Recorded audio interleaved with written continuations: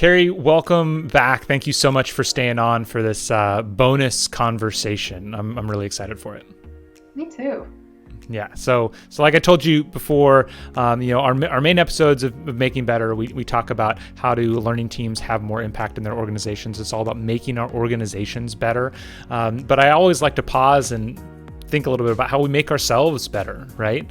And so I'd love it if you could, talk about when you think back, if you look at your past career, what are some of the biggest challenges that you've had to get to this point in your career, and how have you had to change to overcome those challenges?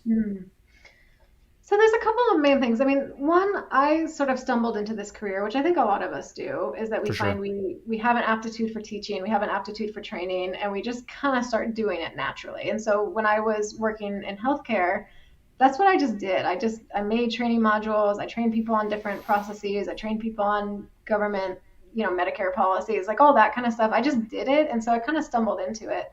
Um, and so it was a shift to think of myself as someone who only did those kinds of things. Because I think when you fully embrace this industry, you kind of have to let go of being an expert in any one thing, and you have to just embrace, like, I'm gonna need to go talk to a lot of people, and no one's gonna be coming to me for expertise. I'm gonna Yeah. have to go and sort of gather it, and also then prove that I know how to train things. So I think that was a really challenging shift for me to not be the knower of things, to more be a Yes. doer. And I think it also was really hard to shift to a real service mindset of, we are in service of the company, we are in service of what the company needs. And in some ways that means you have less sway, right? Like, you just need to do what the company needs. If the company shifts direction, you switch direction. So you have to be extremely flexible in that sense. And you can't, sometimes I would just like fall in love with some courses that I made, or I'd like be like, oh, this is like the best thing ever, right? And you're just like, chef's kiss, everyone's gonna love it, and it just nobody cares, right? Nobody Like, cares. you push it out, and like nobody cares at all. So you have to really let go of a lot of ego, to really embrace these learning development roles. But I think those are the biggest shifts for me, is like shifting career, shifting fully into L&D, and figuring out, like, okay, it's just a different way of looking at the world. And proving, and you kind of have to prove your worth all the time to the company of, like, we can make things better, we can make training that works. I think most people don't actually understand what training is and the value of it, and they just say the word. And so getting that point across is kind of an endless grind. Yeah. What I heard from that, one common thread, I think, between a lot of those challenges that you mentioned of, being not being the expert and being in service. So it feels like a lot of that is around ego, right? Does that sound Mm-hmm. right? And Yeah. then, yeah, and I think the double challenge is then the other thing that you mentioned is a lot of times the company doesn't know what we do. And so we have these ego problems, and we have a company that doesn't know what we do. And so I feel like often our answer is, I'm going to go prove myself. And we're in almost from like a defensive place. Have you had to shift at all from that place of defense? I know you mentioned, proving your worth, to almost, I won't say acceptance, but like a belief that the company values you a bit, in order to like not feel so like you have to defend your ego, or anyway, or does that make any sense at all? It does make sense, but I think it kind of gets it a little bit differently. Like, I think I overcompensated and was like, I am only in service of, like, Okay. I only can do things that people ask me, or if people ask me to do something, I must do it to prove that I am Yes. worthwhile to you. Yes. And Yes. I think there's sort of a double whammy, because I'm a woman, and most of us in the industry are women. And I think we already have, in corporate settings, or I don't know if everybody is, but I sometimes felt like the only way I could prove worth was by doing things for people. And Yes. as I've grown in this role and at this company, I think one challenge, something still really challenges me, is pushing back and saying no, and saying, like, I am not going to do that for you. Like, this is not a priority. This is not valuable, or what you're asking for is not training, or it's not, Yeah. it's not actually what you need. And I Yeah. think that is a really hard struggle for me, to be like, I am choosing to not make your life easier right now. I am choosing to not take on this burden because it is not something that my department handles. It is not something worthwhile to the company, or it's not something that, like, you know, we should be talking about right now. And Yes. so often I'll have a conversation with someone and I'll fall back into old habits and be like, oh yeah, we can do that totally. Like, hand it to me, I'll take care of it. It's all good. And then I'll get off the call and I'll be like, well, no, we That didn't was a know. mistake. Like, why did I say yes? That was so stupid. Why didn't I just say no, dude? Like, come on, wake up. So that's been a real struggle. Yeah, that's. I think that's a struggle for everybody in L&D for sure. That's a constant one. Is there anything in particular you have done to try to move down that spectrum? It sounds like it's always you're always trying to get better. Yeah. Is there anything in particular that you've done, or is it just kind of an awareness that you need to move farther down that road? I think it's being in the director role and having a higher level perspective, and also being responsible. A really big shift for me when I'm like manager role, I feel like you're still kind of like, hey, like, I'm solving problems, I'm doing things for people, I'm making my team's life easier, I'm making everybody's life easier. You're kind of just like moving and shaking. When you get into the director role, one thing that was like really wonderful about it was realizing that my responsibilities stopped being to my team necessarily and started being to the department as a whole. So it wasn't that Yes. I wasn't beholden to one person to be like, you, I'm going to make everything good for you. It was that my department had to be successful. My department had to support the business. What was necessary for that? And I think that shift in mindset and a lot of support and coaching from my manager has helped me be more strategic about like what I'll say yes to, and what I'll say. I did in a meeting just like, I think on Monday, I was a manager brought up a training that I had not built for him, and that I had told him we didn't have the bandwidth. We're not going to do that right now. He brought it up again, and I was like, "Yep, haven't had time for that."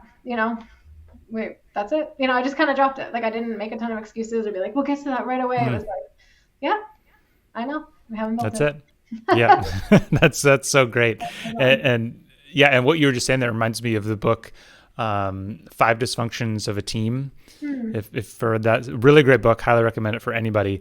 But one of the things that's an interesting concept from there, it's talking about an executive team, but it definitely applies to lower level teams. Is when you're a leader of a team, exactly as you just said, you become less of a part of the team that you manage and more a part of the team of peer managers that Hmm. like are there, so whether that's the other directors in the people function Hmm. or things like that, and that's the team that's trying to make the whole people function successful versus that's your ultimate priority. You got to take care of your people, but like you also have this dual priority to the other team that you are a part of, that I think's a really interesting concept. Um, I think a lot of people are going to resonate with all of those challenges that you mentioned. Anything in particular right now? Like, what are some of the bigger challenges that you're trying to move past now? And what do you think you need to do to change in order to get past them? Yeah, I think so. I think some of it is being at a company for 4 years, and Mm. it's hard to get re-energized sometimes. You fall Mm. into habits, and you fall into ruts, and you work with the same people for so long. It can kind of be hard to recognize when you're not doing well, I guess. Like, not Hmm. performance wise, but just when you're like, when your mind's not there, when you're Mm-hmm. not thriving. You're sort of doing your job, you're going along, but you're not. I think there's been times when I've just felt really tapped out creatively, to Hmm. be blunt. That I just like, it feels like it's same problem, different day. I don't know the answer. I didn't know the answer 2 years ago. I don't know the answer Don't now. answer now. Like what more? It just sometimes I just feel like, yeah, drained like that. Like, what more can I do? And I become a parent recently. I've got an 8-month-old son, and I think that I've changed a lot. I'm tired for one Yeah. thing, and like it's hard to continue to tap into that well of creativity, especially in a role like ours is, where everything you do has to be creative. There's no option to not be creative. Like, there's not really like busy work in L&D. It's like you're either like making Yeah. content or figuring out what content to make or learning new things, or like figuring out what new programs you should launch, or figuring out if the programs you launched already are working. Like you're constantly creating, and it's just really dry. I don't know. I'm just a little bit Yeah. drained, and I'm trying to find new well springs of creativity and figure out like how I can continue to be inspired to solve these problems. Yeah.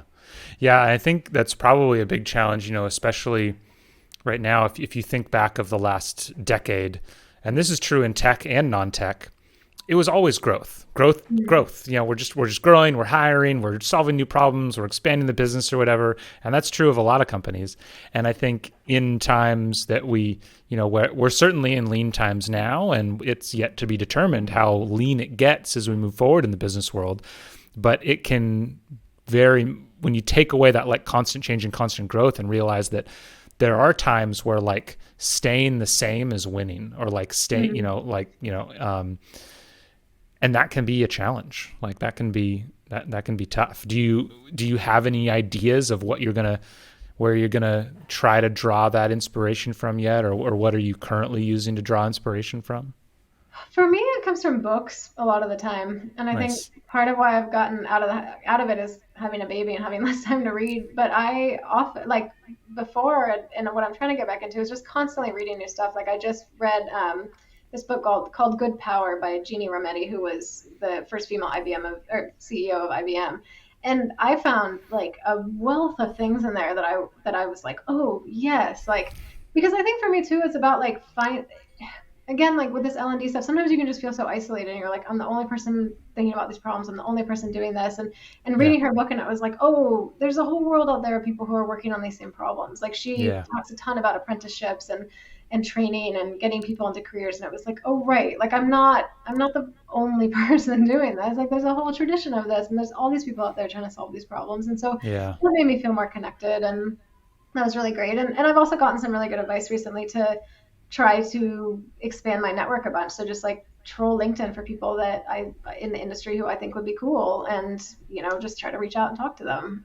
Which Yeah. and I think I've just gotten in a rut, and I've gotten out of the habit of it between like COVID and baby and all this stuff. It's just you kind of forget like, oh right, I need to keep like I can't be more creative in isolation. Like I need Yes. people, and if my team is the size it is, they're wonderful, but like I need people outside of that. I need people in other industries. Like, yeah, it's not going to work if I just keep like hammering away at it by myself. It's so true. Often when we get in those states, you think the answer is to like go more inward, Yes. and it's just not. It's just not. Yeah, it's Yeah. the number one reason. It's my main selling point for conferences. Mm. Especially like you said, we're often we feel kind of alone or isolated inside our companies, and to go to a learning conference where it's just like you're surrounded by a couple hundred or a couple thousand people who do the same thing, it's just like fills you with energy, which is great.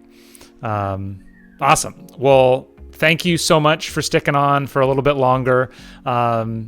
Yeah, have a great rest of your day, Keri. It was really great talking to you. Thank you so much. Yeah, this is Yeah. tons of fun. Anytime. Thank you so much for tuning in today. If you liked the discussion, make sure to hit like and subscribe so you never miss an episode.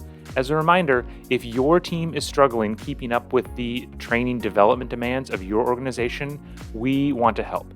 Better Everyday Studios is a full-service instructional design team that can help you with everything from ideation to actual content creation and delivery. Please reach out to us using the link in the episode notes below. Have a great day.